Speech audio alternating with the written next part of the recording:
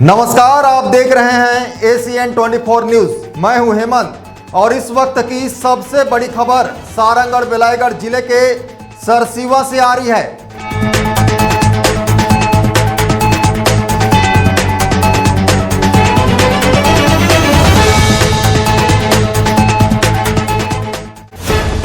जहां सरसीवा में आज एक भीषण सड़क हादसा हुआ जिसमें दो मोटरसाइकिलों की आमने सामने टक्कर हो गई।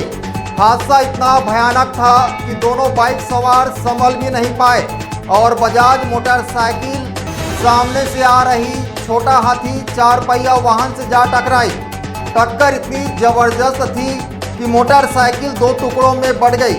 इस दर्दनाक हादसे में बाइक सवार और छोटा हाथी के चालक को गंभीर चोटें आई है। घायलों को तुरंत सरसीवा और बेलाईगढ़ के स्वास्थ्य केंद्रों में भर्ती कराया गया, लेकिन इलाज के दौरान झुमका निवासी हेम कुमार साहू की दर्दनाक मौत हो गई। वहीं इस हादसे में झुमका निवासी देवेंद्र साहू, भड़गांव जुनवानी निवासी करण बंजारे, झुमरपाली निवासी लीलाराम खूटे और सरसीवा निवासी राजकुमारी भारद्वाज गंभीर रूप से घायल हो गए हैं। सभी घायलों को बेहतर इलाज के लिए रेफर कर दिया गया है। फिलहाल सरसीवा थाना पुलिस मौके पर पहुंच चुकी है और हादसे की जांच जारी है।